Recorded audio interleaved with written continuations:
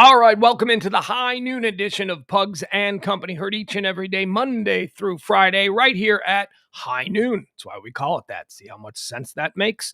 What we do here is we like to discuss all of the things that are happening in the world of trends and water cooler conversations, those kinds of things. Stuff people are talking about, stuff that you might be hearing about, and whatever it is. I just don't want you to ever be confronted by somebody and they say something to the extent of, hey, did you hear about? And well, you can say, yeah, as a matter of fact, I did hear about that. But what you aren't going to hear about is, the stuff that you start arguing with people about. Try not to do any of that. Also, programming note, although we will be doing our show tonight, the Pillow Talk edition, which is something that we do each and every night at 10 o'clock. You can join us there, although that's a work in progress. That time may change. Although we will be doing that show in its entirety. I always mispronounce that word. In its entirety.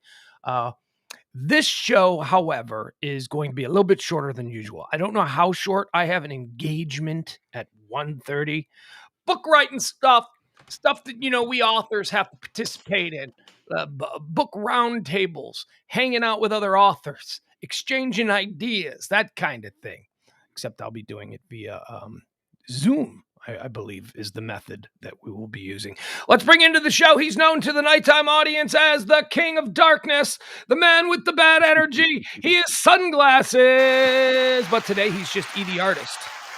One of the You had an engagement. I was like, wow, you got engaged. Didn't even tell me. Not the good kind of engagement. It's the actually, this is a good kind of engagement. I'm gonna meet people I don't know. I'm gonna meet people that I've never met. Although, this is the world that we live in now. I'm not really meeting anyone. You know what I mean? It's through video. It's like you kind of meeting, your video chat meeting. But okay, so you understand the difference. Like if this were like a traditional mixer, let's get all the people who come together to make this company a thing, and let's have them, maybe share a donut, a cup of coffee in the conference room, head off into a corner and discuss things that they find interesting about one another. That is a very different thing than when you're just on a box on a video screen. You understand, you know what I mean? I mean, it's almost like, well, because you're having personal interaction, right. You got to get all the way dressed up. You got to, probably interact with people and in comfortable moments of conversation that you wouldn't have to do on a video chat. It's more, the video chat is more a tool, a utilitarian tool, a means to an end, being present simply for the purpose of being present. Whereas inhuman stuff, face to face, that's real. I just, which you wouldn't attend. No, probably not. I don't know why I'm lamenting this, because you're right. The ability to just pop in via video is much easier than, for me anyway, in my, I don't know, my dark, weird, I don't like people. I'm a mole person. I would live in a hole and just pop my head out to see what it's like outside every once and again. Actually, that's not true. Were I still there and present, I would attend this. Although this is a bad example, because this is not occurring in a conference. This is actually everybody's, on Zoom. Everybody's. So it's not like I'm missing something, but I guess maybe were we in different times, something like this, a Zoom video conference meeting would not even be on the table, right? They were like, if the pandemic had never happened, if Zoom hadn't suddenly become this huge thing that everybody has access to, and this would have just been, hey, can you come downtown on Tuesday at 1:30? We're going to get together in the conference room. We're all going to talk, right? That's what it would have been. Well, if everybody's located in Chicago. Yeah, most are. Yeah.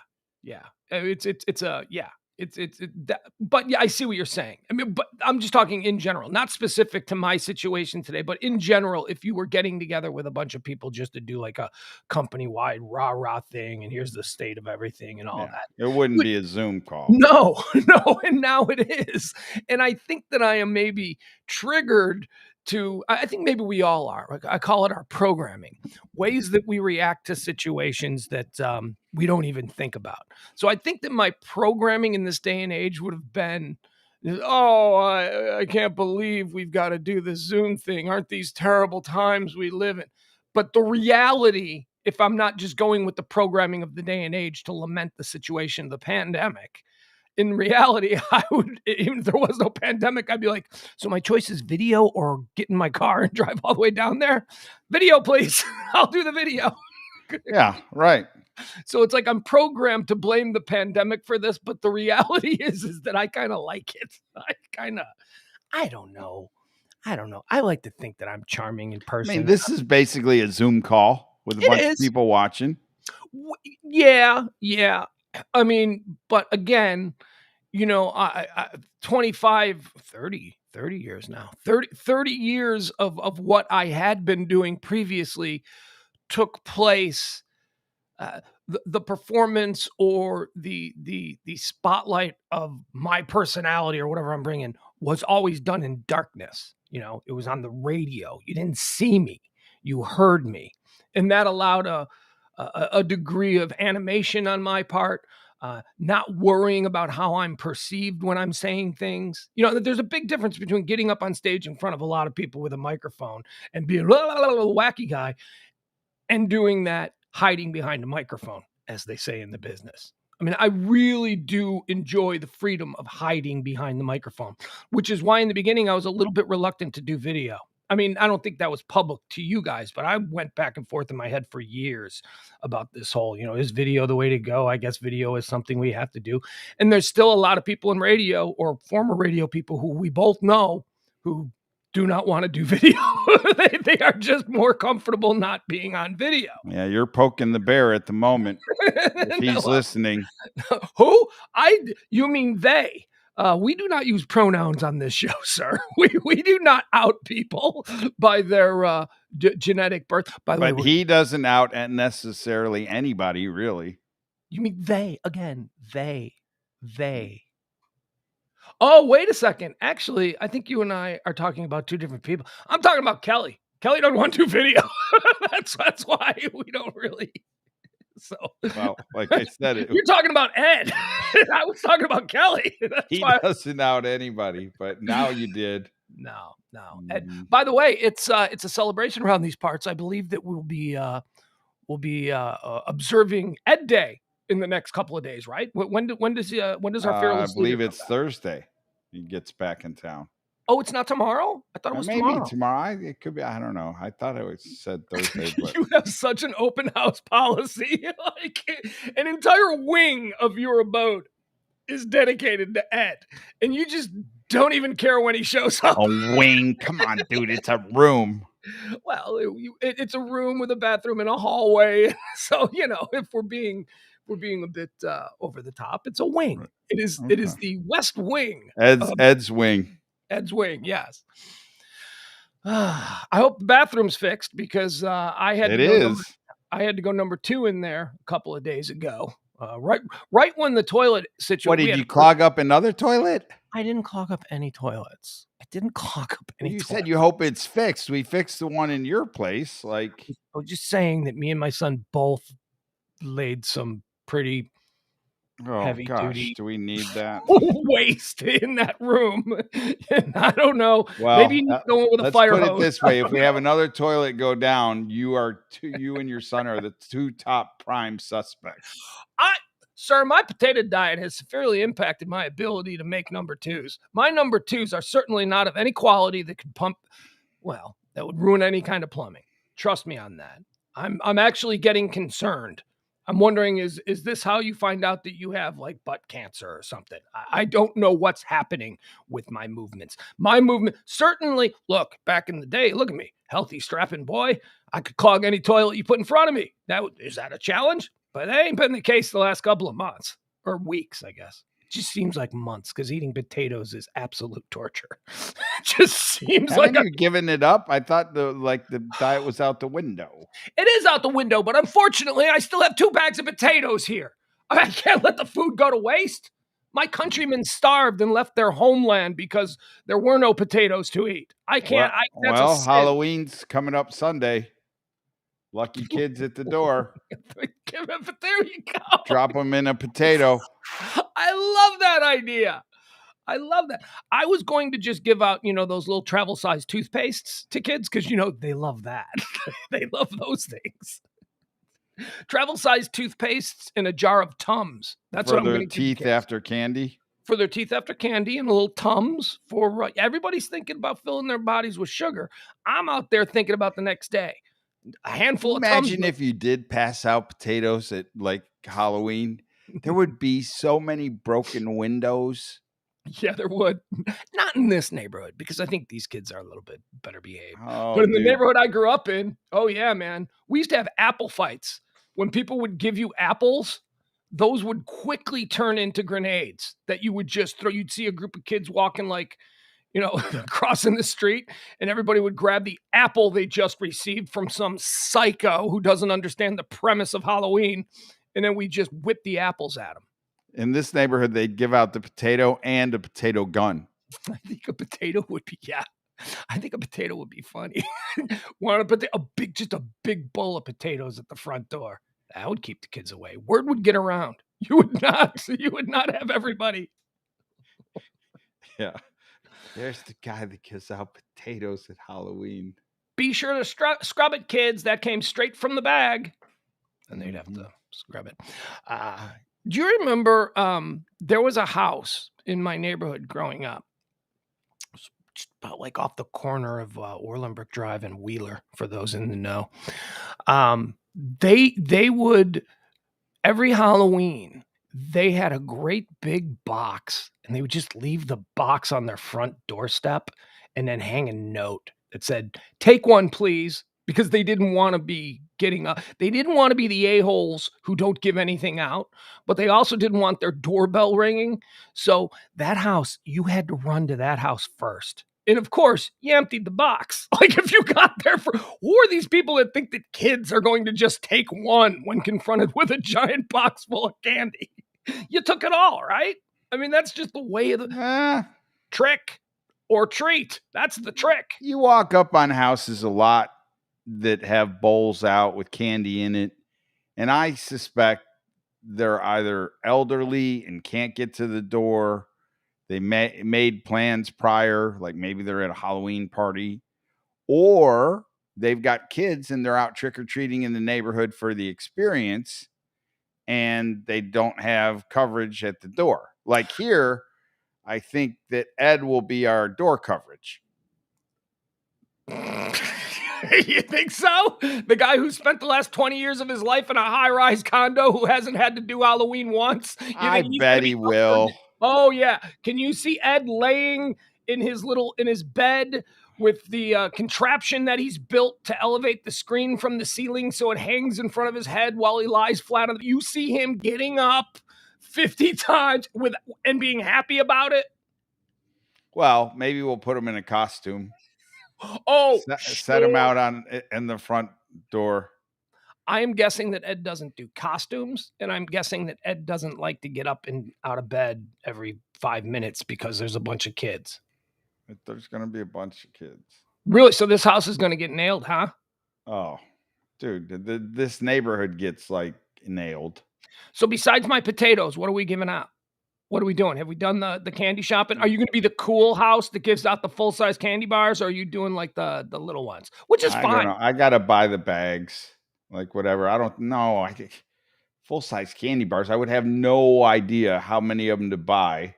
And then we'd have your son and Dominic hoping that we didn't give them out, so they would have a supply after their supply that they went out and trick-or-treated for. Absolutely. That'd be a problem. Our own kids would be the problem, not other people's kids. Our kids would raid the stash long before. They'd be like, "No, we can't give out those kid bars. We don't even have full-size ones that you let us have." I don't know about your kid because you spend more time around him. But my kid's a little con man. My kid is my kid thinks that he has the ability with it. He's a very charming kid. Like when you see him around people, like he knows how he's got a little Eddie Haskell in him. For those of you A little Eddie who are Haskell. old enough, he's got a little Eddie Haskell in him. And I catch him all the time.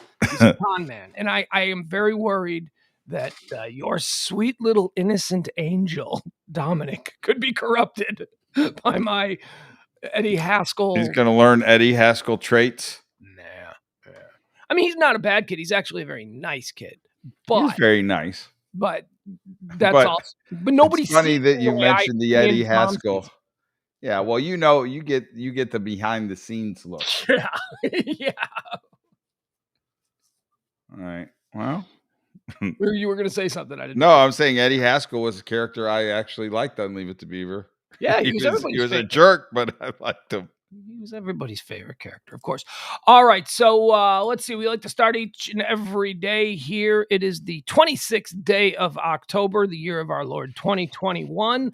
Happy. Now, last night it was announced in the chat room that it was National Chicken Fried Steak Day, right? Today? Yeah, remember last night we announced that? I thought it was National Pasta Day. It was yesterday. Yeah, that was yesterday. And today's Chicken Fried Steak Day. Did you pull up the calendar? Well, no. Hold on. I'm not done. In the chat room last night during Pillow Talk, somebody said tomorrow is National Chicken Fried Steak Day. When we were talking about it being Pasta Day, and I was asking everybody if they had pasta. Now, I just ran with that as being official. And maybe it is. Maybe it's multiple days. But according to my research, today is National Pumpkin Day. National Pumpkin Day. Why, you ask? I actually read about this. Because today is the last day that you need to buy a pumpkin so that it doesn't begin to rot on Halloween. See how that works? That doesn't make any sense. I don't know. That's what I read, dude. Don't yell at me. I'm just the messenger. Don't kill me. I'm just bringing the news. National Pumpkin Day. Today is the last day in order for you to buy a pumpkin. Yeah, apparently. So it doesn't rot on Halloween. Yeah, like apparently, like if you buy a pumpkin. Today is probably the first day. Yeah, or whatever it is, but whatever. Well, you said that wrong. Today is the first day. Wouldn't be the first time. Today would be the day that they're encouraging to buy your pumpkins if you want to have a pumpkin that looks good on Halloween. Like that you carve. I don't know. I don't know how that all works. Well, you know how it works. You've carved a pumpkin before. I was like 10. Yeah, that's not really anything that I've ever done. Right. Well, they get really soft and their face kind of caves in and everything kind of collapses. Yeah. I mean, look, I've smashed a lot of pumpkins. You know, that's what late night Halloween is for. Kicking in the faces of pumpkins and spreading pumpkin juice all over driveways. Pumpkin pieces strewn about. No regard for the homeowner. We don't care. We're just out here smashing pumpkins. Oh, there's a band. Yeah, that's what they're named for. They're named for the Chicago tradition of smashing pumpkins on Halloween night, which I think is probably a national tradition. Although the way I just phrased it, you didn't seem like that was something that you guys did. It's like a ritual smashing of pumpkins. Back when I was in Buffalo, New York, for childhood and that, yeah, we smashed pumpkins all the time. But it wasn't like a thing like at the last house you smashed the pumpkin. You got a no, we didn't pick. We just picked. Yeah, we picked where you could get away with it. Smash. Oh, yeah, you were just hooligans. We were engaging in a ritual ceremony. We were engaging in something. So the homeowner would tell you that this is the last house. No, you're the last trick-or-treaters, and then you can smash my pumpkins? No, it was when the kids would be heading home. As you're heading home, you know, like Linus in a Peanuts cartoon, all sad. And because it's over, dragging your bag. You, on your way home, you break every pumpkin you see. Well, how is that any less of a hooligan than us randomly picking where we're going to break? Because you're at the end of your night? Because we adhere to a specific set of rules. Yes, we are engaging in a ritual, whereas hooliganism is just willy-nilly kill and crash any pumpkin that you want. Yeah, it sounds like you're just a bunch of chicken hooligans, because after you smash the pumpkin, you're heading into the house where nobody can get you, where we would choose where we would smash the pumpkin and remain out. Yeah, as bait. You call us chicken. I would call us disciplined in engaging in an age-old ritual, following the rules of a ceremony that predates us by generations, sir. You just go ahead and do whatever you want. Our Smashing of Pumpkins had purpose. It was to honor those who came before, who engaged in the same activity at the same time. See the difference? Discipline. Yeah, I remember smashing a few pumpkins. And we would move them too. Like, besides smashing them, like we would like kind of sometimes change them up. Oh, really? Their location. Jeff Glenn points out that in 2011, the Texas House of Representatives declared October 26th as Texas Chicken Fried Steak Day. So there you go. So I guess that's that was like stayed by the Supreme Court. Was it? Yeah, Abbott got rid of it because they just Abbott didn't like that day. They decided that okay, so I guess that's a state. This is a state day of observance in Texas. It's Chicken Fried Steak Day, but nationally it's Pumpkin Day. That's how we'll compartmentalize this. So where is the best place for chicken fried steak? Oh my God. Do you want to know where I think is the best place for chicken fried steak? Okay. And I came to the chicken fried steak party late. When I moved to Texas, I had never had chicken fried steak before. It's just not a thing. Just not a thing that we have, you know. We have a thing called breaded steak, which is very different. I mean, it's similar in the way that it's pounded down and then it's breaded, right? But what I grew up on was Italian breaded steak, which is then put on a roll and you pour marinara sauce on it with green peppers and stuff, and you eat it as a sandwich. But down here, the same sort of treatment of food, which is the pounded meat, is chicken, and it's served with a gravy, you know, whereas ours was a marinara. No, it's steak. Yeah, it is steak. There's chicken fried chicken, and then there's chicken fried steak. Yeah, that's it. Okay, I was confused. See, I came to the party late, and I'm not all that up on it. But the best chicken fried steak that I ever had, because I had it a number of times. I'm like, oh, I want to try this, and it was always just, I thought, disgusting. The gravy was gross. Then I started to hit a couple of places that had good chicken fried steak, and the best chicken fried steak that I've ever had in my life is at that place. Do you remember the bar in downtown when we lived at the Magnolia? Is it the Press Box? Oh, the Press Box. Yep. It's like on the corner. That place had a chicken fried steak that at one point in my life, I needed to have it once a week. It was so good. And I think, and I've heard other people say this, chicken fried steak is chicken fried steak. The difference maker is the gravy. If you can make a really good gravy, and that place, oh my God, I don't even know if that place is still there, but holy. It was about 7 or 8 months ago. I haven't been down there in a while, but that was a cool little bar. I used to run into other radio and broadcast people there all the time. Apparently it was sort of a hangout for that crew. Yeah, it's a Sunday football watching bar. Yeah, I know that Reiner used to hang out there because he lived right down the block. I don't know if he still does, but he used to. But that place, boy, Norma's Cafe, Dustin Seeley throws out there. I don't know what Norma's Cafe is. But you've never been to Norma's? No, I haven't. No, is it good? Yeah, they're good. There's a few of them around.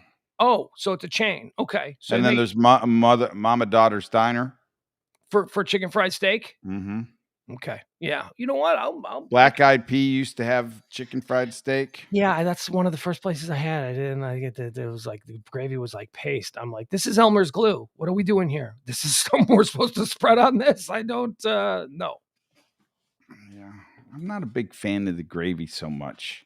Like if I get the gravy, I then got to put a whole bunch of Tabasco or hot sauce in it to kind of spice it up.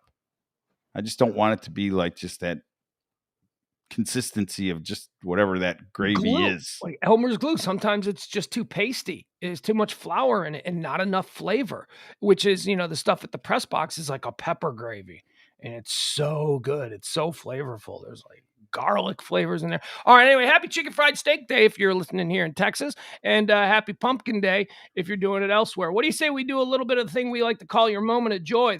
We like to do this each and every day. We try to get you in a good mood, and here's one. We're going to do two today. We're going to do two today because one of them is not so happy. One of them made my day. but may not make everybody's day. So we're gonna start out with this one.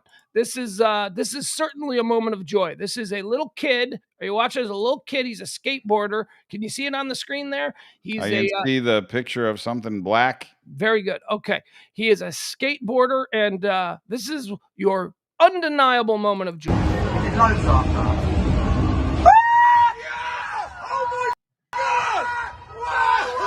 at that little guy! Yeah! Oh my God! Can we see it again? Little kid nailed something he's never done before.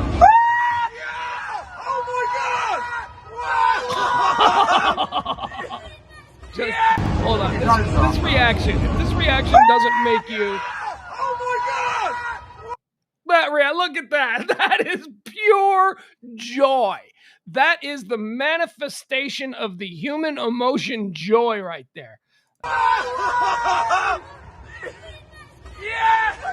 He's crying. He can't believe he did it.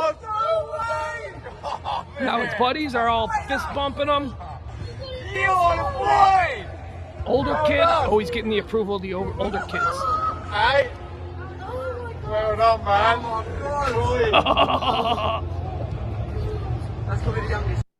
How great is that? How cute was that? I'm just still shocked that there's a place that allows kids to do that. Oh, imagine what their liability insurance has got to be. That is so funny that you bring that up, because there was a picture on Twitter this morning. Maybe I'll be able to find it. There was a picture of a schoolyard playground in the year 1900. Holy shit! Now we know why there are all these rules and regulations about schoolyard playgrounds. Yeah, you're right. That seemed incredibly dangerous, but hey, he's got the helmet. And okay. And that's a scooter. I said skateboard. It's a skateboard park. The description says a skateboard. I made a mistake. I hope you feel superior to me now that you've pointed out that I used the wrong word. I would have felt safer. Well, I don't think he could have hit that. He didn't think if it were a skateboard. Right. Yeah. You can't do that. So I think the point is that was a scooter or some form of, you have to have the ability to press your feet and hold on with your hands. Yeah. I don't know what would have happened other than, I guess you could reach down and grab your skateboard, but still pretty cool for the little guy. And his there's no pretty cool about it. It's flat cool. Yeah. I ain't doing that. No, I ain't doing that either. Not for me, thanks. All right, so now we're going to show the controversial moment of joy. I think you're going to like it. I mean, it's violent. Somebody gets a taste of some real violence. So let me set this up. So a gentleman walks into a restaurant. He's asked to leave. He starts to harass and threaten the. It looks like he's in a Chinese restaurant. So he's getting very chesty and angry with the Asian hostess. He's threatening to destroy her business. Then someone else gets involved trying to defuse the situation. He starts making threats, basically the whole, you want to go, you want some of this, you want some of this. And yeah. Then he changes his tune real. So here we go. Is it showing? Is it up there on the screen? It's up there on the screen. All right. Enjoy this. This is justice. This is what I think justice looks like. Here we go. This when you discriminate, you're gonna fuck your restaurant up. I see you. Just leave, sir. You go fuck it. You want to do something? No, I don't want to do anything. Shoving an old man. Shoving him.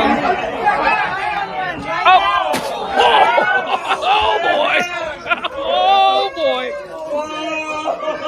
So the guy who said you want to do something is now claiming he's been assaulted. Apparently they did want to do something. I got it. I got it. All right, Mike. Oh my God. happens when you dis. My guy will be contacting the law firm of Fuck Around and Find Out. That's who he's going to need to be contacting. Let's watch it one more time. Should I slow it down? Did you see? Yeah, I want to hear it one more time. I thought I heard an Asian fucker. Okay, no, sucker. She got, Oh. yeah. Listen, yeah. She said, okay, sucker. Here you go. We're gonna fuck your restaurant up. All right, he's threatening to we are gonna fuck your restaurant. So he's making threats against the restaurant. Why is he mad because they're telling him he's got to wear a mask? Well, I don't know. Just leave, bad man, sucker. That's what she said. I thought she said it's a mandate. Maybe, but it's definitely sucker. Here, let's listen again. You could be right. Yeah, it is. You're right. It is a mandate, sucker. Okay, so here we go. Restaurant up. I see you. Just leave, sir. You go fuck it. You want to do something? All right, so now he was very tough with the little Asian woman threatening to destroy her business, and now an older man who is simply trying to defuse the situation. An older lurch-sized man. This guy looks like he's about a foot taller than him in the picture here. Right. He is now being aggressively confronted and assaulted. He is shoved backwards. He is pushed. That is assault. I don't want to do anything. Don't get on me. Don't get on me. I don't want to. All right, the old man is retreating. He is retreating, and the dude gives him a push. That is aggression. There's obviously an aggressor in this scenario, and it's the angry guy. What he doesn't see is our man in blue who comes from the back, who very well may be with the old man who just got pushed. I do not know. Boom! Can we do that one more time? One more time. And one more time for good night.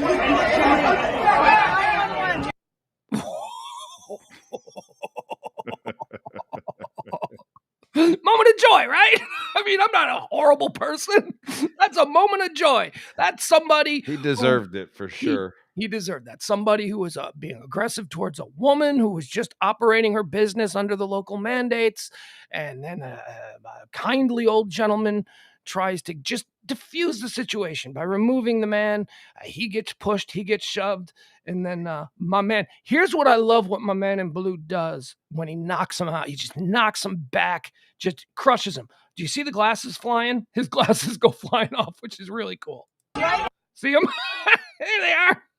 Boom. Glasses went whoop. Here, we'll see that one more time. Boop. Now, my man in blue walks him down. And then just walks him down, just continues, arms down. He knows he just laid a knockout blow. His arms are down, and now he's doing something that would get him a penalty flag in the NFL. He is taunting.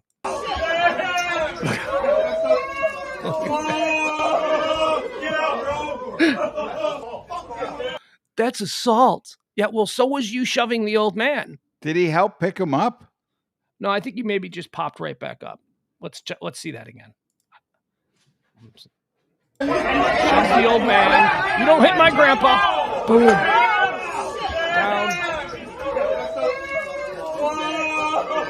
Get out, bro. Get out, bro. That's your fault. You gotta fault it. Get out.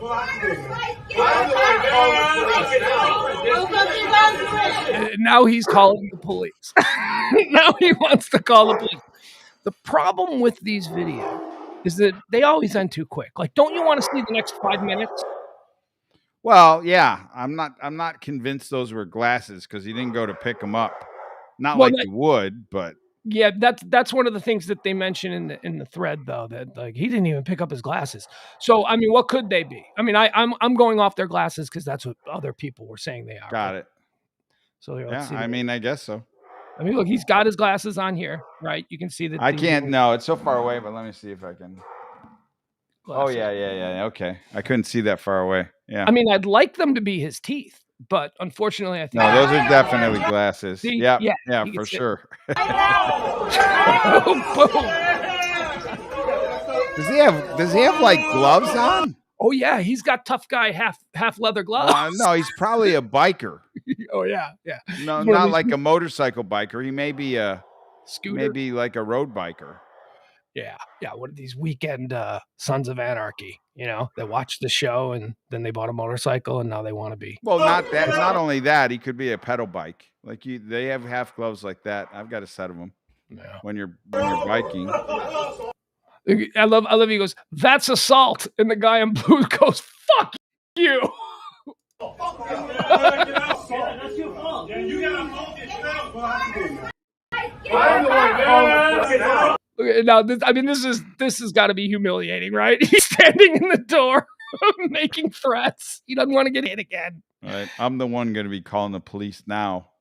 And I'm telling you, he got hit. I mean, I've been hit like that. I've been just cracked in the face. He ain't going to be fully normal for 30 minutes because right now he's stunned. He doesn't know what he's doing. He's reacting on pure reflex where you pop back up. But for the next 20 minutes, he's going to be fuming. You know what I mean? Like he'll be processing what just happened to him. And I don't know, maybe I'm jumping to conclusions. He doesn't seem like the sort of man that processes his emotions well. So, he's going to be pacing back and forth. Motherfucker, I should have.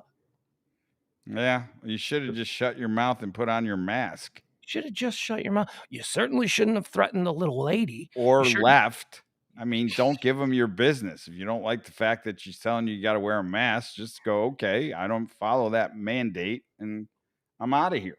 I maybe we should start making videos where we walk into restaurants in just our underwear with no shoes and no shirt, just our underwear, and then just start raising hell about liberty. I mean, why can't I buy McDonald's in just my underwear? This is America. Once again, folks, yes, and in America, you should be able to buy your McDonald's in underwear. Well, you can't. No shirt, no shoes, no service. Says didn't say anything about underwear. Well, but you wouldn't have. But the point is, you only have underwear. You're not checking the box that says shirt or shoes. I mean, I'm not sure that yoga pants are much more than underwear. Good point. But let's not ban yoga pants. As a quickly becoming dirty old man, I think the yoga pants are fine. I don't have a problem with that. But you're right. They're yoga pants on a 22-year-old girl in a Starbucks is far more revealing than me in my baggy, tighty whiteys. You know what I mean? For sure. You may not want to see what I got, but the yoga pants are far more revealing. They are anatomically interesting. Like the whole concept of yoga pants. So I thought of a new thing, new fashion trend. Actually, I thought about it this morning. Now Emil is one of the most creative people that I know. His ideas are 80% trash, 20% genius. So let's see what this falls into. I'll put this one on the trash pile for you immediately. Why? Because I was thinking of like a current fashion trend that a lot of people find trashy, me included. So I was like, well, okay, so that one's kind of out already now. Like, let's bring a new one in. So instead of, you've heard of sagging? No, explain. That's where you like sag your top layer of pants and you show off your underwear. Yeah, the baggy pants. Yeah, that's the prison. Yeah, and the butt, they're like, they're kind of wrapped around like that. Mm-hmm. So instead of sagging, how about zipping? You just leave your zipper unzipped. Okay. Like people come up to you and go, "Hey man, you got your zipper open," and instead of you going, that's the style now.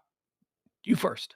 You start doing that first. Is it any different than sagging? Right. Leaving your ass like hanging half out with your jeans, like going around like kind of half picking your pants up? Do you know where that comes Seems from? Like a lazier version of like that, just with the opening, and you just got underwear on. Now you got to have underwear on, which is what you have to have on in order to complete the sagging look. So Can here the you just be buttoned up. Yeah, the underwear got to be buttoned. Like you got to cover your private parts. You just So You your just zipper have sits down. your zipper's just open. So So instead of sagging, it's zipping. So is this a fashion thing or a social experiment to see how many people tell you your zipper's down, and then you can say, "Why are you looking at my dick?" You know, you can Well, do that. it probably, like, the first thing probably started out as a social experiment and then kind of caught on, and then everybody started doing it. Like, so maybe you and I get credit for creating the zipping thing. Well, the baggy pants, you know, where the pants don't fit and your underwear is pulled up all the way, that comes from prison. That's a prison thing that became popularized in hip hop cultures because in prison, a lot of times the clothes don't fit. So pants are always sagging down and they don't let you have belts. So that's where that comes from. That's the origin of the fashion trend that we've been dealing with for about 20 years now of the saggy pants. I mean, they even tried to make in hip hop the prison orange jumpsuit a fashion thing. If you remember that, you see that every now and again. It's like, Well, why are you glorifying prison fashion? I think it just it creates a little bit of a, different look. Takes one by surprise.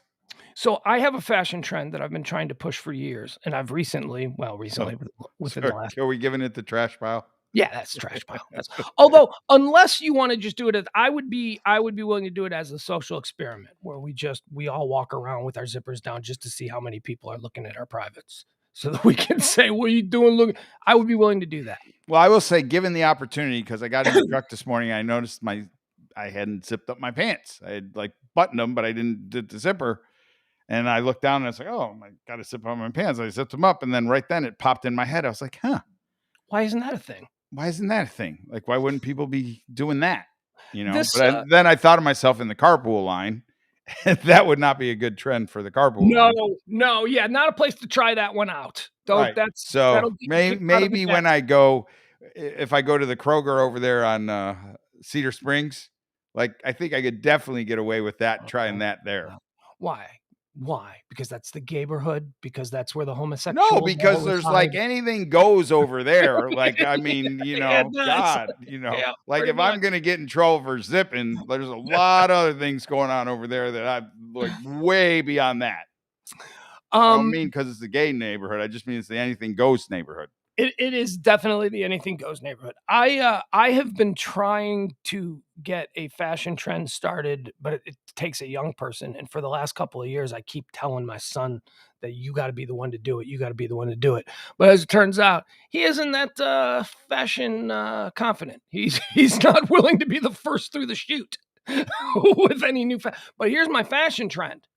Okay, it's like a thing to have dozens of pairs of sneakers. Like, sneaker life is like a real thing in youth culture. They wear different shoes.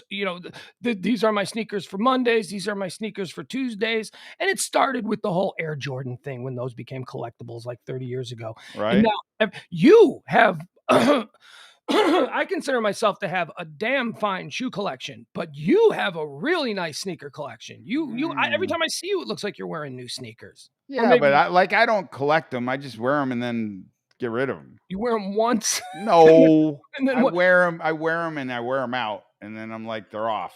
I've never seen you in a pair of gym shoes that looked like they were on the verge of being worn out. Your gym shoes are always immaculate, like an 18-year-old hip hop wannabe. I like to keep them clean. I don't like them to look dirty. Like, I'm guilty sometimes of washing them. Yeah, I don't wash my shoes. What I have is, if you go to the dollar store at the checkout, they sell these little sponges. They're sneaker sponges, and they have like not a liquid, but like some kind of detergent in them. And if you get the sponges a little bit wet and you wipe them along the white of your sneakers, that shit comes right off. They're really great. Yeah, they're really great. I'll pick up a whole bunch of them. I got one left, and you can try it. But that was a trick that my girl who does the clothing for TV shows taught me. She said, you can buy these and they'll make your dirty old white gym shoes look brand new. So it's a pretty good trick. Are they called sneaker wipes?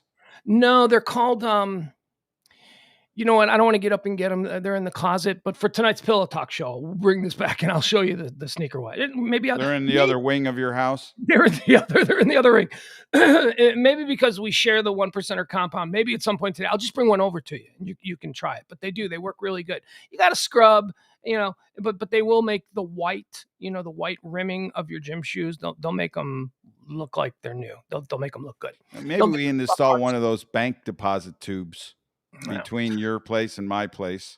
Yeah, one of those. What are those called? Are those not hydroponic? They used air. Yeah, kind of like you turn on. Poof. Yeah, right. We have the little back and forth. Someone in the chat room knows what those are called. There's a name for that kind of technology, which was all the rage back in 1940. Now it's just, all the banks still have them too.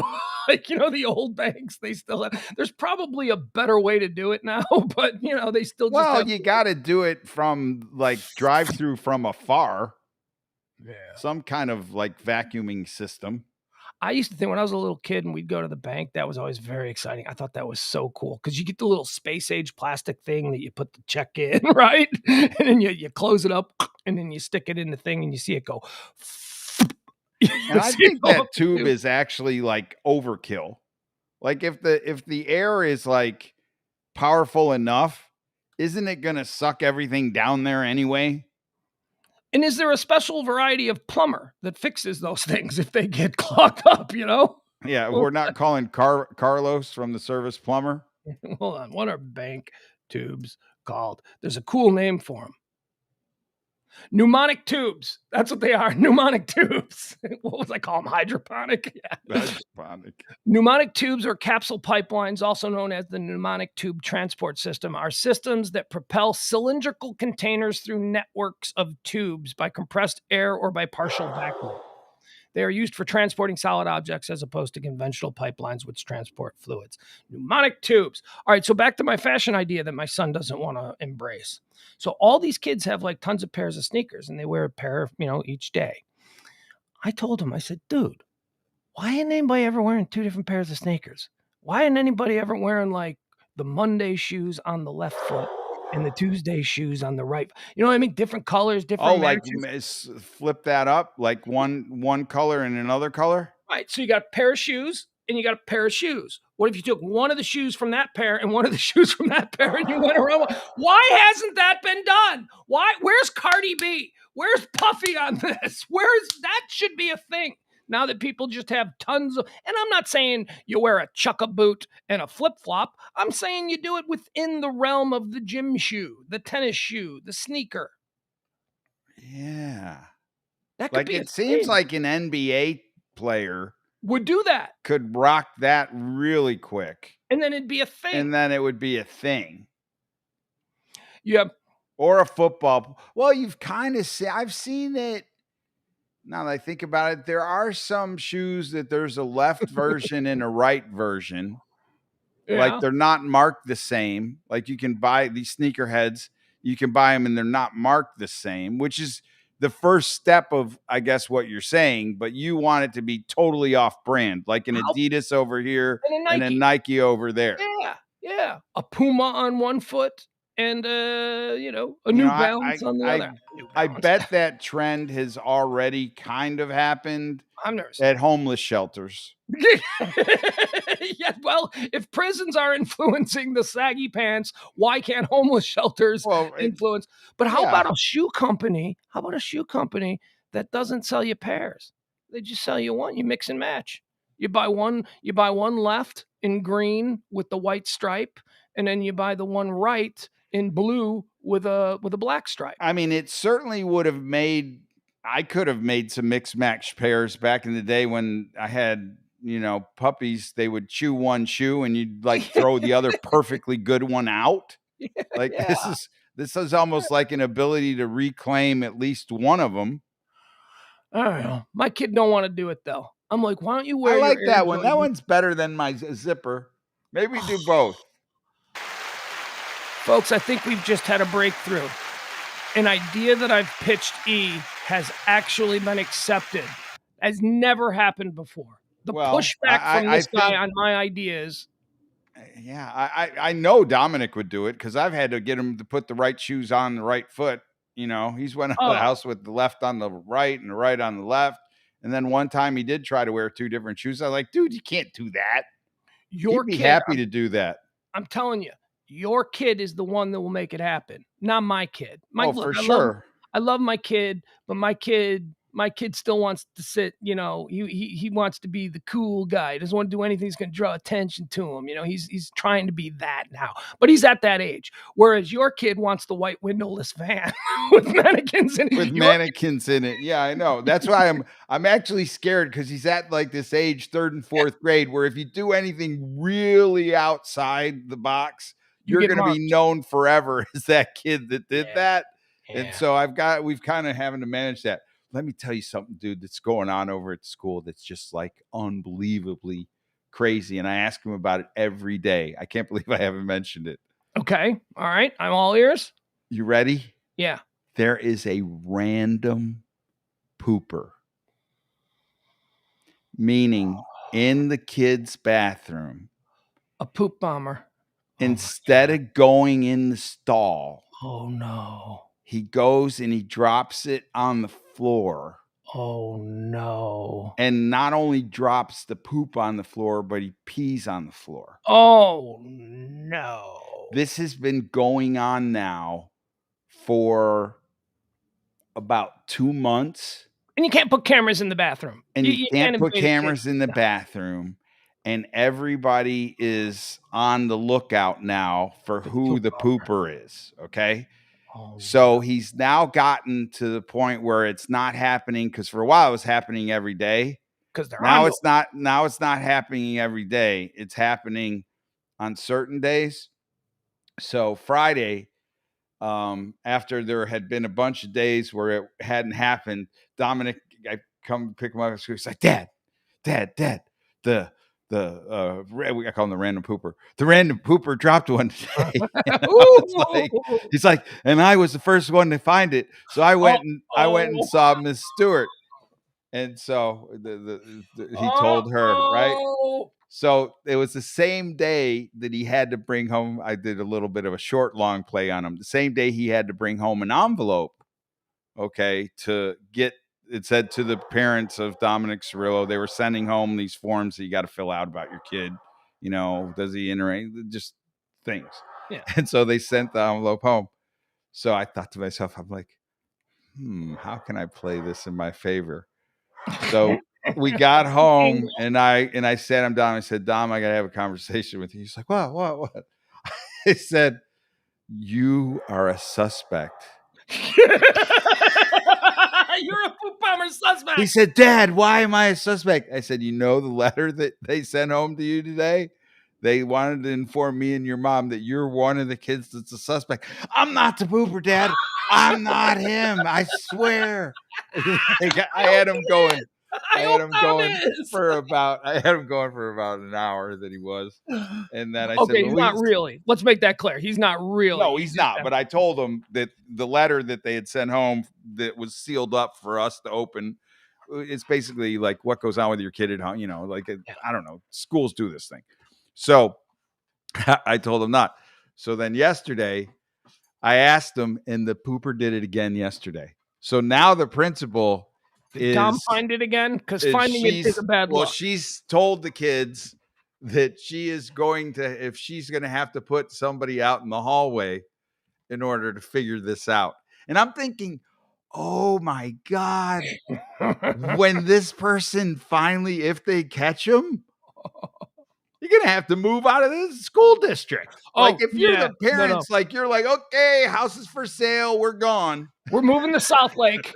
we're moving to, So I just outside Austin. I am so, in a weird way, excited to get to the end of this poop caper. It's just, why? Like, well, the troubling is that you don't want to be the one to find it. You need to tell him that. You need to say, if you walk in and there's poop on the floor, just get the hell out of there. Don't say anything to anybody. Let somebody else report it, because it's always, smelt it, dealt it kind of. kind of plays here. That's sort of the rule. But secondly, did you see this? My buddy Kevin in Illinois. They're weighing in now. This is good to know. Dude in our school districts, this is from Kevin. Dude in our school districts too. One at my son's school in the showers, one at a neighboring school in the water fountain. I suspect these are TikTok challenges. Maybe. Right? I mean, somebody is like,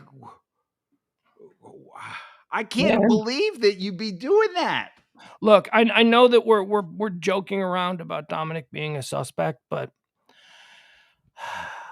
this seems like the kind of act of defiance that my son would find hysterical, like something that he might try to pull off just to wig people out.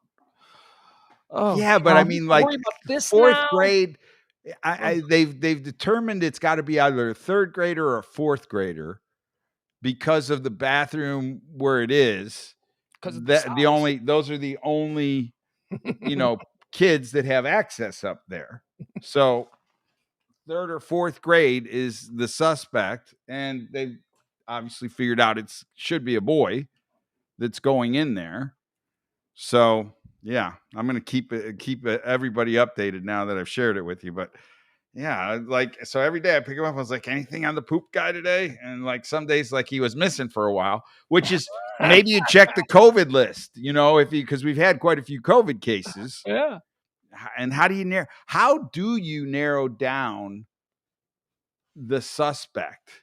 Here's what I love. You know who's going to narrow down this? Whoever the janitor at the school is, who is the, shall we say, from Caddyshack, the Bill Murray character, the Carl Spackler of the school is on this. And whoever is the poop bomber is making your son's school's Carl Spackler, just the way he hunted the gopher.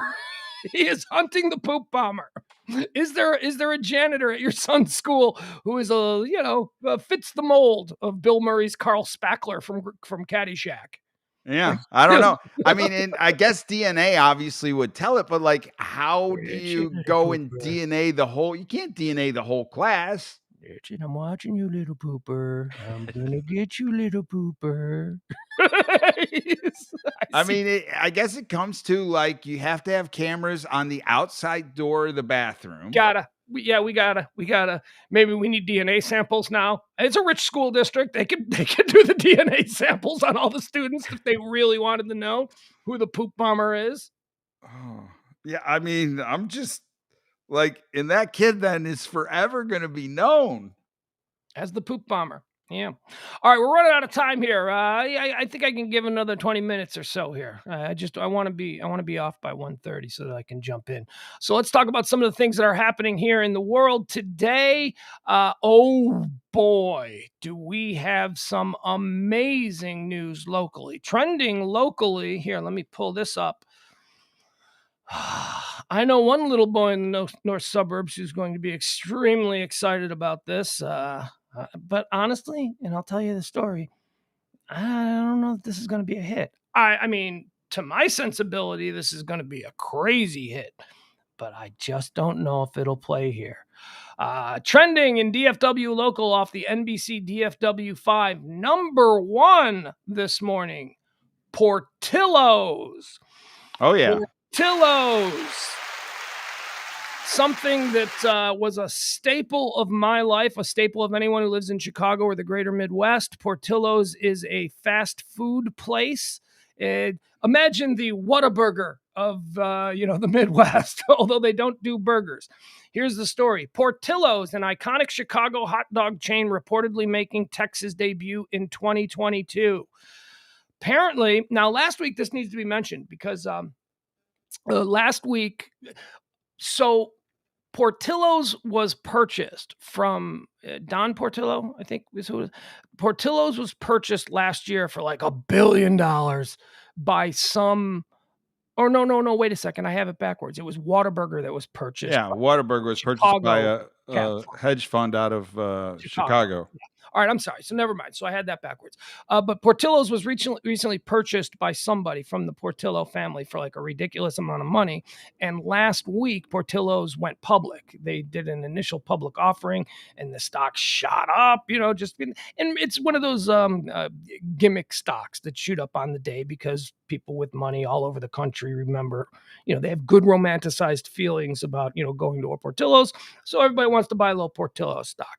But the promise during the initial public offering was that they expected there are currently 67 locations in 9 states. They want to bring that up to 700 locations. That seems like a rapid expansion. It is a rapid expansion. You need some of that Wall Street investment money. For that kind of rap, yeah. Portillo's, the beloved Chicago-based hot dog restaurant, also known for Italian beef sandwiches and chocolate cake shakes. Folks, that I don't care what you get when you go there, but if you walk out of there without getting a Mama Portillo chocolate cake shake, you are doing yourself a disservice. It is the greatest fast food milkshake. They're famous for their cakes. So you can get a slice of chocolate cake, right?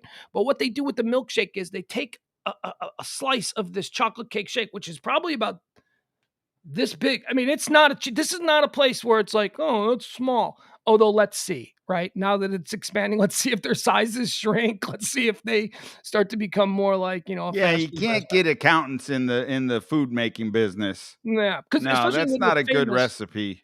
And I remember, growing up, when you got a piece of chocolate cake, if 2 kids got the chocolate cake, there was no uniformity to it because it was literally just a cake that they cut there. So one guy's piece might be bigger, one guy's piece might be smaller. I think they'll probably now, with a rapid expansion and all of this, they probably have some sort of uniform size for their slices of cake, which, is all right. Still needs to be big, though. Like, I don't care if you're going to uniform it, but like, you can't go, if it was big in the original, you can't like shave it down. Although, have you ever seen the comparisons of a 1975 Big Mac compared to a modern Big Mac? Oh, they're a hell of a lot smaller now. They are tiny. They're like a third smaller than they used to be. Big Macs used to be big. That was the whole point. Now they're smaller than a quarter pounder. I don't like that. So they take the big piece of chocolate cake, and you can watch them do it while they're making your vanilla milkshake. And then they take the whole piece of cake and just go, and the whole piece of cake goes right into the shake. And it's like cement when you're drinking it because the big chunks of chocolate cake and icing get up in the straw. It is a magnificent chocolate shake experience. Portillo's, the beloved Chicago-based hot dog restaurant, also known for its Italian beef sandwiches and chocolate cake shakes, will debut in North Texas next year. This, according to a report in Forbes and the Chicago Tribune. With 67 locations in 9 states, the 9 states are, they got to be like Illinois, Indiana, Wisconsin, Iowa, and then Florida has, because any place where there's a lot of like former Chicagoans. Southern California has a couple. Arizona, Tempe area has a couple. So that would probably be around 9. I don't know. I'm not doing the math. 67 locations in 9 states. Portillo's went public last week with about 20 million shares of its stock selling at $20 per share. The company also plans to expand to other areas with a goal of having 600 locations. So this is that's 100 off from what I was first reported. Still a lot. Wow, that's just like I'm excited, and this like goes to another one of my ideas. Have you ever been? Have you ever been? I've been. Have you? Okay. Yeah, when I went to Chicago. This goes to another one of my ideas. I think there should be an NFFL. What's that? National Fast Food League. Right? And so, in order to be in the NFFL, wheels are turning. That's the kind of creative offering that gets the wheels turning. Tell me more, you have to have a location in each of the NFL cities. And now, as you're being ranked by all of the people, like I think right now, if I was in the NFFL, I would be going after the coach of the drive-through line in Chick-fil-A. Like that would be a coach that I would be stealing. Why do you say that? Because Chick-fil-A's drive-through line is so efficient. Okay. Tell me more. But I got so you then, like, if I'm Portillo's and I'm coming new into the league, like, and I'm looking to recruit people, like, how do we run our drive-through more efficiently? Like whoever's running the Chick-fil-A drive-through line, that dude needs to be promoted to in charge of every other fast food NFL. You know, like he would be a guy, he'd like be in the NFL Hall of Fame already because of the way that he's orchestrated Chick-fil-A. All right, read what Kevin Barber just put up there, because that's why I love what you just said. I tweeted about a year ago, and it got like hundreds of retweets. It was one of my most popular tweets ever. I tweeted that if we could only get the Portillo's drive-through people to dispense the vaccine, this would go smoothly. The Portillo's line at any given moment has 50 cars in it, and they have kids with headsets and tablets walking the line, so that just because you're car number 45 in line, that doesn't mean you're going to have to wait for them to do one at a time.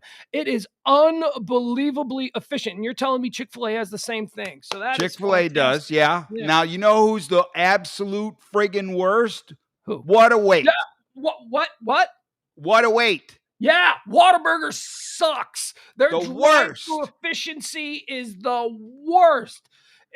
It's right? Not good. It's the Matt Nagy of I don't know who they are, but it's like, I cannot believe, like, they're awful.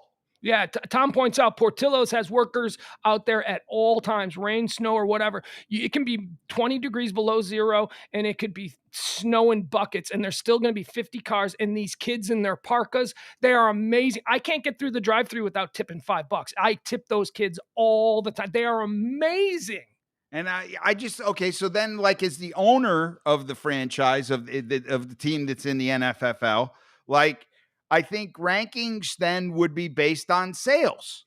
Okay, efficiency of sales. Well, but I mean, you see, like, okay, our offenses, we've got a really great offense. Like, we've got, the Whataburger, 4 sandwiches. But our defense, when we get, like, rushed by a whole bunch of people, sucks. Like they would get a great Whataburger would get in my league a great offensive rating, like their offerings, but in terms of serving, they'd be like at the bottom of the league. Let me just address Mr. Dookie Pie in the chat room, who is asking. This is so crazy that he's the person asking, "What is Portillo's?" I literally took Mr. Dookie Pie to a Portillo's in Chicago. Evidently, it wasn't that memorable to him. Hey, Lyle, that Italian beef that we ate while driving around downtown Chicago, that was Portillo's, dude. And you raved about it for the next 2 days. What is Portillo's? He's like, you did? Yeah. Yeah, Lyle, did you cut? Yeah, it was Lyle. Maybe I have it wrong. Maybe it was somebody else. It was Lyle. He came to Chicago. Go to the drive-thru. I went indoor. Oh, look, now he remembers. He's like, oh yeah. Okay, that was Portillo's, dude. And you raved about it. I remember you saying, yeah, this it's spicy, but it ain't like Mexican spicy. It's like Italian spicy. Like, yes, that's giardiniera. It's Italian spicy. Mm-hmm. A whole different variety of spicy. Are those jalapenos in giardiniera? Yeah, well, little tiny ones diced up. How do they get away with that not being Hispanic? Well, because I think jalapenos grow everywhere. The Italians use giardinieras. Always had a little. Like, to me, it seems like you're using a Hispanic pepper in order to get a Italian flavor. But I don't think it's a Hispanic pepper. Although jalapeno kind of does sound right. I don't know what I'm talking about. All right. So getting back to the Portillo's thing and why I have the NFFL. Yeah. Well, that's a great idea. We should work on that. That is something. That's a website, dude. We got Ed showing up tomorrow. That is something that we could get together. We might actually have something. That's a social media phenomena in the making. If we could just game that out. Well, and then, like, imagine if you kept track of the sales, like Chick-fil-A this week is going against Portillo's, and then you had to submit your receipts and then you moved on. And then, like, the chain that was doing the best at the end would be like the other chain. And then on Super Bowl Sunday, they would go at each other and they'd have different offerings. And, you basically try to ring up the most sales. I like it. There's definitely something there. There's definitely something fun there. And I see it certainly as a, oh, by the way, the television theme song brackets that we were doing last week, Flintstones one. The Flintstones won against the Mary Tyler Moore theme. The Flintstones are the Imagine most. if you brought the popular. Brontosaurus burger in. Okay, I'm glad you brought that up because that leads me into my next thing. The only reservation that I have about Portillo's is this: Portillo's, like they even call an iconic hot dog joint. Now, I can tell you that the majority of people in Chicago who go to Portillo's, hot dogs are not necessarily what they're getting. Portillo's, you get the beef sandwich. They've got all kinds of things. And as Tom Beller, I believe it was Tom Beller who pointed it out in here. I don't know. Somebody in the chat room pointed out. I've said this before. What I think they should lean into here in Texas is their double cheeseburger. It is the best fast food double cheeseburger, in my opinion. And it's such a sleeper because most people, especially tourists who go there, they'll get the hot dog or they'll get the beef or they'll get the Polish, the Maxwell Polish, which is so good, but I don't think people are going to like it. But they also offer chicken sandwiches, which are really good. Their fish sandwich is really, their fish sandwich is like 3 Filet-O-Fish. It's like the size of 3 filet. It's so good. But their double cheeseburger at Portillo's is fantastic. So that's the sort of thing, that's the kind of fare that I think would take off no matter where it's served. But I don't know that people here in Texas are going to embrace the Italian beef sandwich. I mean, which is probably why the article leaned into hot dog versus Italian beef. Yeah, right, yeah, but even the hot dog though, like in Chicago, we have hot dog joints the way we have taco joints here. There's one in every strip mall. They're all mom and pops. They're all different varieties. They're delicious anywhere you go. Just like the tacos here, you can't get a bad taco. You know what I mean? You really can't. Even if it's not your favorite, it's still going to be, a pretty damn good taco, especially if you grew up in the Midwest. People who grew up here, they might have a different take on it. But for me, who didn't have a taco joint in every taco I've had in that way is good. But I just don't know that, like, I almost think the Italian beef sandwich, which is magnificent at Portillo's, I just don't know that it will be. Like, I always talk about how I want to open a pizza place because I have this pizza recipe, this specific style of pizza that I want to unleash here. And they're like, oh, and you can do Italian beefs. And I always say, no, I think I'd have to rename it. I think I'd have to rebrand it. I think I'd have to call it like a Longhorn beef or something like that. I think there's a provincial attitude here that an Italian beef, I don't want spaghetti. You know what I mean? Like, because Italian food isn't as prevalent here. I think there's a belief that Italian food is only one thing. Whereas an Italian beef sandwich is really just a really good French dip sandwich. We don't get the Italian here because as we just mess up the Jardiniere, those are not jalapenos; those are sport peppers. Yeah, well, but there we go. So it's like we're like, I don't want the jalapeno and I don't want the marinara sauce on my beef. Kevin Barber's go-to at Portillo's is the Maxwell Polish and a combo that's Italian. It's a combo a combo is either a meatball and Italian beef or sausage and meatball and Italian. I don't know what the combo changes from place. Oh, you get a meatball with it? No, well, you can. Yeah, if you want the combo, you can just get like a combo sandwich, which again, sometimes a combo sandwich is Italian beef and a sausage, which is really good. You're biting into the beef sandwich and suddenly there's like this succulent sausage there in the middle. But it's also, I've seen it with meatballs. I don't know. At any rate, Kevin, my go-to is the Maxwell Polish and a beef and cheddar croissant, which is the beef sandwich served on a flaky croissant with cheddar cheese, which is so good. And Tom Beller also pointing out the burgers. The double cheeseburgers are huge at Portillo's, and the charbroil is on point. It really is. The burgers are charbroiled? Yeah, flame. So they're going to have a totally different flavor. Yes. Than like what a Whataburger would. Absolutely. Yeah, and they seem and beef. You think that the double Portillo's cheeseburger is better than Whataburger? I do. Yeah, I do. It's a little bigger. It may even be a little more expensive. Maybe like $1 more or something. Yeah, but I do. And I'd look out. We'll just call it fast food. This is crazy. This is like what do you like better? Sex with Bo Derek or sex with Farrah Fawcett? I mean, the Whataburger burger is fantastic. You can't lose either way. But it's the bun that puts it over for me. The bun that Portillo uses is amazing. And I feel like, I would, back in the day, anytime I would fly out of town and I would go to LA or Vegas, Arizona, before there was In-N-Out here, first thing I would do, leave the airport and head to an In-N-Out. And now that In-N-Out is here, It's not as exotic. it doesn't, I don't know what I was thinking. Yeah. Like, it's almost like Whataburger was the wife and she was here at home. And then I could go out of town and I get me some Strange. And I'm like, wow, that Strange is awesome. And then all of a sudden the Strange moved down the street. And I'm like, I think I like the wife better.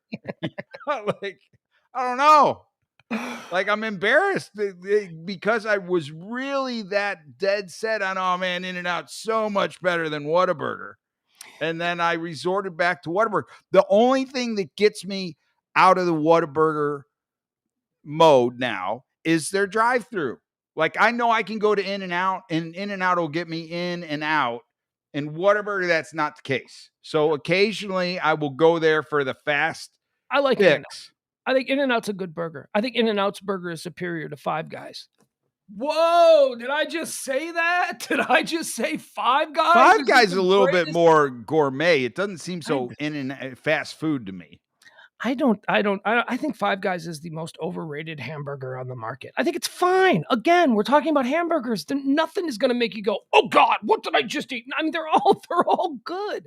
But I just think that when people go nuts for Five Guys, I'm just a little, I don't know. I think it's their ketchup. There's some flavor going on with Five Guys that I don't love, but they're fine. They're good. You throw a cheeseburger from Five Guys in front of me, I'm gonna eat it. Their French fries are terrific. I love that style of French fry. So the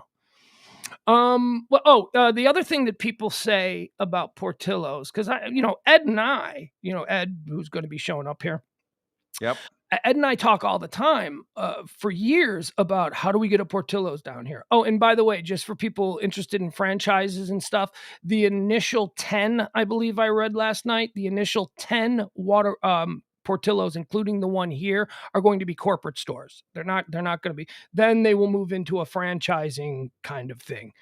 I'd love to get the Portillo's franchise in Arlington, dude, out there by the ballpark. How do we make that happen? I mean, I know people who know Dick Portillo's, the former owner, but I just don't know if he's. Well, I like the thought process, though. They keep the first 10 because, I mean, there's something to be said. There's something to be said for being able to franchise and keep the quality close to the original mothership quality. Right, and I think that's the plan. And that's where I think it sounds good, but it doesn't always transfer that way. I think that if we were in a position to get a Portillo's franchise, like I've already thought this out, man. Frisco was where I wanted to put it, and that's where the first one's going to go. It's going to be up there in Frisco. But my secondary location was Arlington, like out there by the ballpark and the football stadium and the Six Flags and all of that things. That's the second go-to location. Now imagine we're pitching. Imagine we're a couple of Texans. We want the French. Dude, who has been on record for 20 years speaking more lovingly about Portillo's? Who could step into a Portillo's and not be a part of the corporate system, but know exactly how it's supposed to be? Know exactly how it's supposed to look. Like this is right under your category of TV. You Things think I'm like good you're good at TV and you're good at Portillo's. Knowing what a Portillo's is supposed to be about. What was I going to say about the Portillo's thing? There was one more thing that you've got somebody in the chat room that's known as fast outdoor food, and he just said White Castle. Yeah, White Castle's is good too. It is. Yeah. When I go to the Derby, I always will find a White Castle. Their portion control sucks though. Like those are like a 1-year-old could eat that burger and eat about 6 of them. TV and eating. Tom is right. And you know what? If Tom wasn't a standout football player, Tom, you would be right there with me with the only 2 things you're good at is TV and eating. So shut up.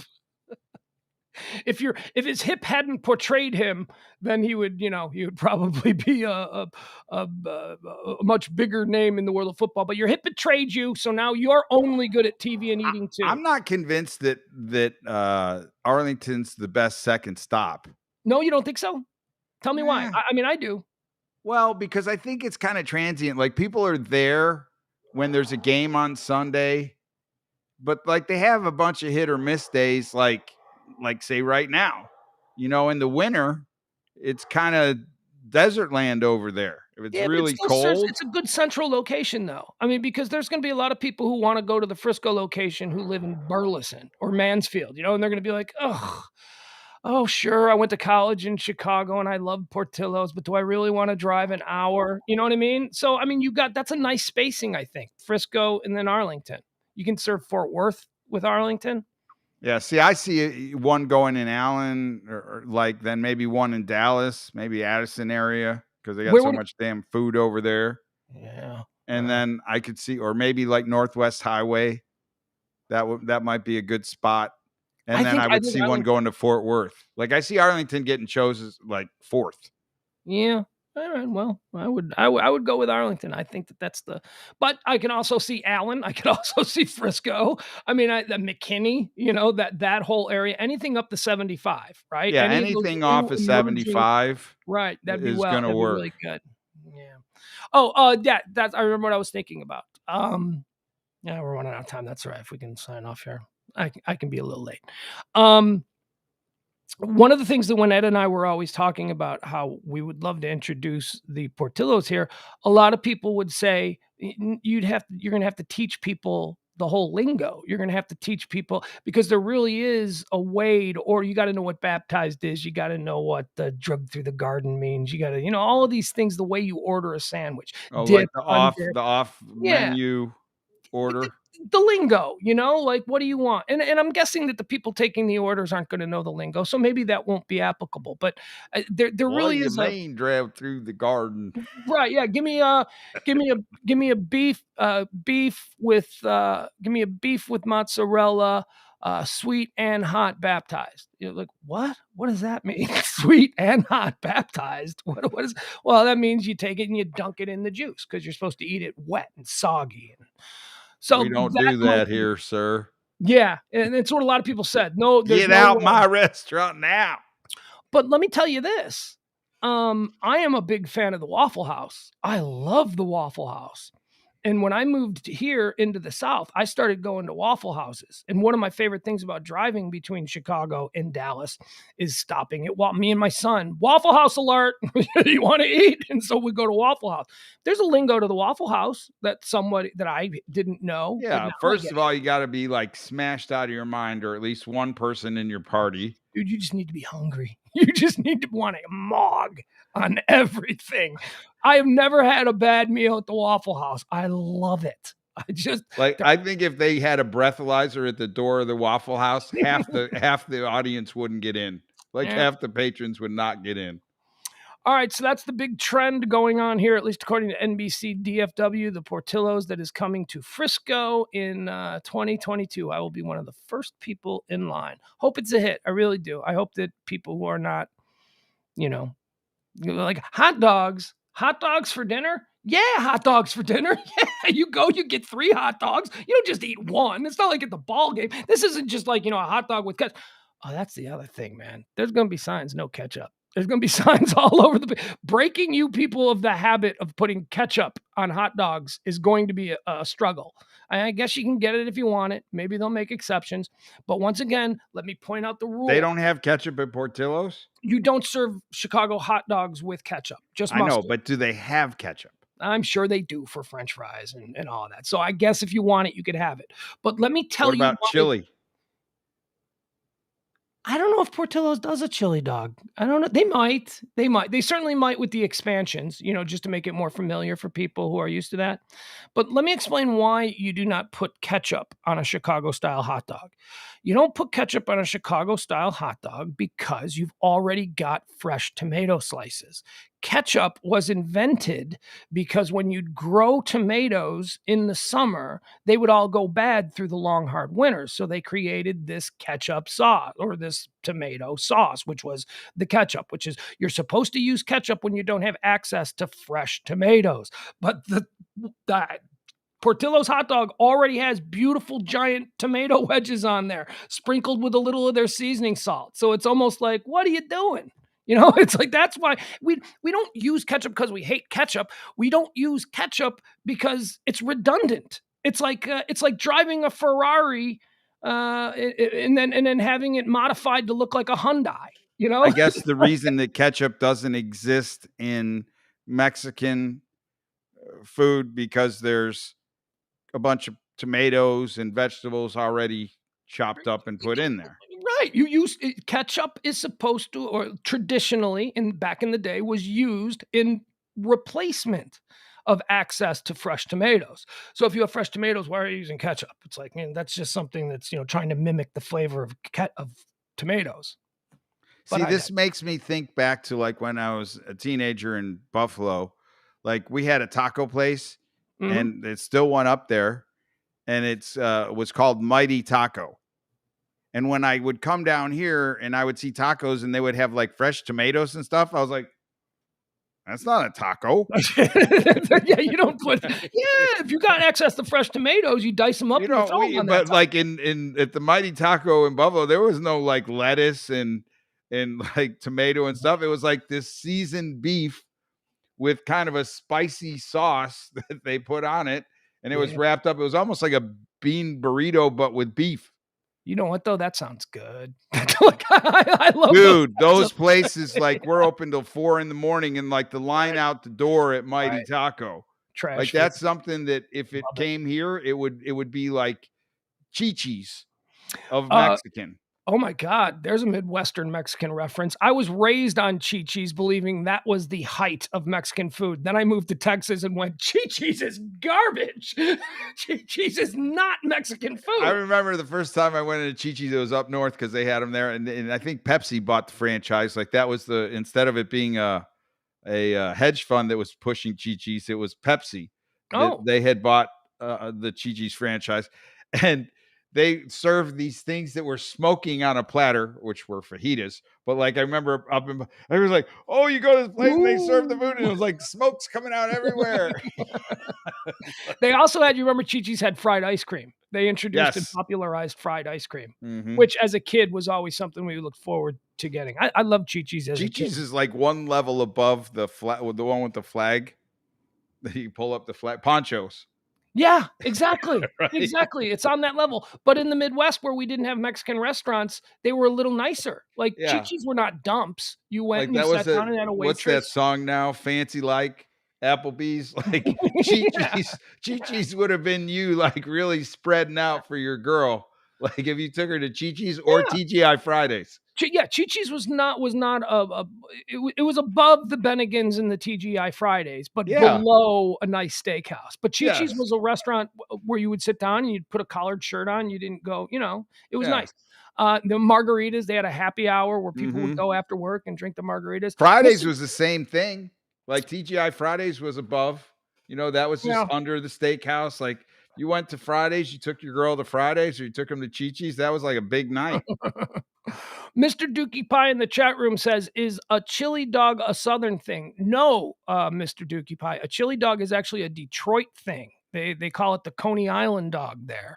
And it's, is it Nathan's Coney Island or something? I believe that's now, Coney Island makes you think New York. It's not. That's just what the people in Detroit who created this and served it called it to elicit feelings of, New York superiority. But yeah, the chili dog is chili is very much of that part of I know we have chili here as well, but like Cincinnati chili, Detroit chili, those are like things up in the cold weather places, where people, it's fall when, mom starts making the big giant pot of chili and you can smell it coming. Although I've had Texas chili, and Texas chili is so far superior to all of those other. I mean, I've had Texas chili with actual chunks of steak in it, where you're like, yes, now this shit is a meal, not just like ground beef. you know? Well, yeah, you go to the butcher and you actually see that chili meat out there. I'm like, man, I don't know. Like up north, all we had was ground beef. Here, like they put those chunks of, I don't know, leftover tail or something on the steak. I don't know what it is, but it's good. All right. Also trending today, both candy corn and black licorice are both trending. And the question that was posed regarding these two delicacies is which candy is worse? So let me ask you, Emil, which candy is worse? Candy corn or black licorice? I don't like the texture of candy corn, so I would go with candy corn. Okay, and now let me just say that I reject this contention from the outset, as two of my favorites are candy corn and black licorice. The much maligned black chuckle. You know chuckles? Those little gelatin candies Right? that come in different flavors. I used to score big because I would always take the black one. Someone is eating chuckles. I'm like, you can eat that black one? No, man, the black ones are gross. The black chuckle, I love. What is that? It's an Anise? acquired taste, though. I love that flavor. Like It is. you gotta get ready for the onslaught of that whatever flavor that black I licorice think it's is. anise. Anise is, I think, the flavor. Anisette, yeah, or something like that. Yeah. Yeah. Black licorice is my favorite. You know what's trash licorice? Strawberry. Strawberry licorice is trash. Cherry licorice. The Twizzlers. That's trash. Well, what do you got? A whole thing of Twizzlers there? Looked like you just grabbed one of those plastic. No. My phone went off. I'm just trying to silence it because it'll keep on beeping if I don't. All right, so I reject that. Candy corn is wonderful. I love candy corn. I love all of the seasonal candies. I love candy corn. I love Cadbury eggs. I love Peeps. That's right. I said it. I like Peeps. I don't care if they're the pink ones or the yellow ones or the blue ones. I love Awful. marshmallow Peeps. That's another one I have a texture issue with. Really? Yeah, It's the just a sugar. marshmallow Yeah, I know, but all that sugar they put on the outside is kind of That's what makes it good. it's kind of gritty. It's almost like you got Sandpaper. sand in your Yeah. like marshmallow. All right, so trending today, we'll run through a couple more of these. Kat Von D is trending. Of course, Kat Von D, the world famous tattoo artist made popular by the A&E television show L.A. Inc., a woman that I had a very difficult interview with out at the Grammys one year, and then a day later, she almost ran me over in her black Cadillac pulling into her spot. Kat Von D is leaving L.A. Inc., not the show, the actual studio that she founded on Sunset Boulevard there. She made it one of the most popular tattoo places in the world. I mean, so much so that she got a TV show out of it. She did all the rock stars, all the LA metal scene guys and all that. They all got the LA Inc. stuff, and so it became a popular TV show. She is leaving the high lifestyle and bright lights and sunshine of Southern California. She's picking up sticks, and guess where she's moving? Chasing a boy somewhere. No, she's married, but yeah, she is moving with her husband. Guess where? Guess where she's leaving Southern California Sunset Strip for? Montana. Central Indiana. Central Indiana. She has purchased a farm, and it sounds like she wants to have kids. That's what it sounds like to me. It sounds like she wants to now settle down and, maybe have kids, and that's probably a nice place to, if you want to have a family. So is he from Indiana? No. Who is he?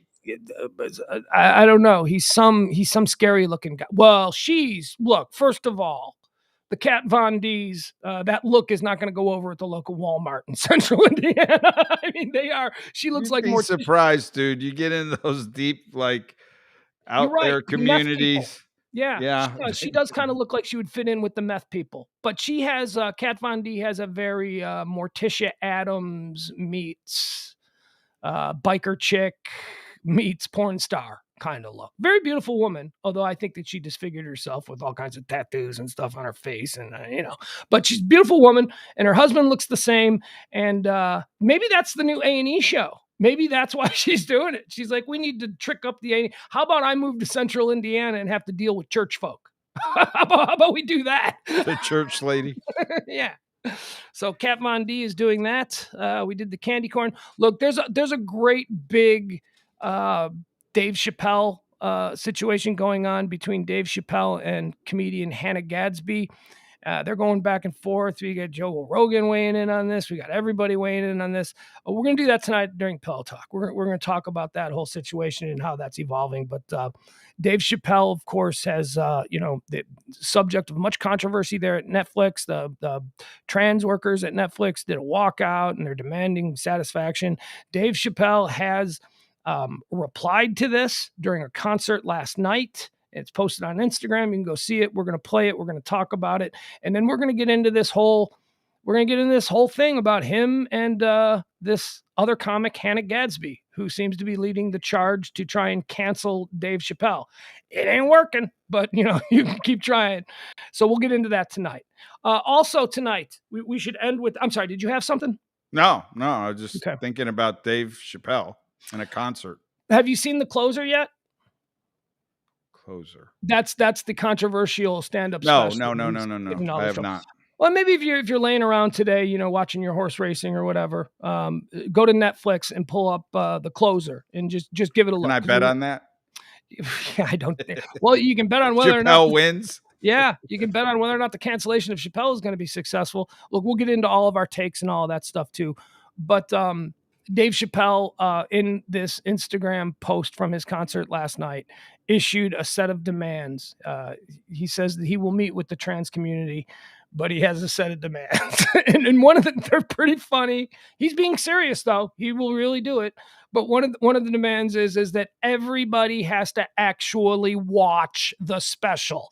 Don't just become a part of the echo chamber that is going, I heard Dave Chappelle's special is anti-trans. You're anti-trans. Like, he wants people to actually watch the special and then tell him to his face that he is anti-trans. Because as I said, the special is the greatest work of stand-up comedy art I have ever seen. I moved him into my top 3 favorite comedians of all time after. Is it provocative? Absolutely. Was Bill Hicks provocative? You better believe it. Was George Carlin provocative? You better believe it. Was Richard Pryor? Absolutely. I mean, and in the moment, you remember George Carlin's 7 Dirty Words? They tried to cancel him before we even had a word for cancel. Sure. So, And how has that stood the test of time? Pretty damn good. I think they gave Richard Pryor he burned himself pass. God tried to cancel Richard Pryor. Right. But when he came back, he was controversial. But the fact that he had almost freebased himself out. Okay, I'm running late here. So let's go out on this. The World Series starts tonight. Do you have a World Series pick that you would like to offer? Anything? We got the Houston Astros taking on the Atlanta Braves. Do you got a pick? You got to pick. Give me your pick to win it. And how many games? Astros in 5. I got Astros in 6. There you go. Astros in 6. That's my pick. All right. Everyone has a dream. Honey, so did I. It's time to mix it up a little little different John Hinckley for the closing. This one's called I Was Down and Out. I was down and out. Yeah, you were. Looking for my home.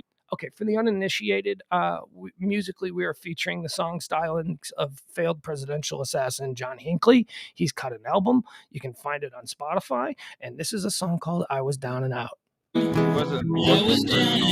What's that? He was not looking for his home. He wasn't allowed to go back to his home. That's right. Without a doubt, the only home I've known. Okay, bye everybody. Thanks. Join us back tonight at 10 o'clock for the Pillow Talk edition, where James Aloysius Parker will join us live from New Orleans. And enjoy the dulcet tones of one John Hinckley. Bye everybody. I was down and out without a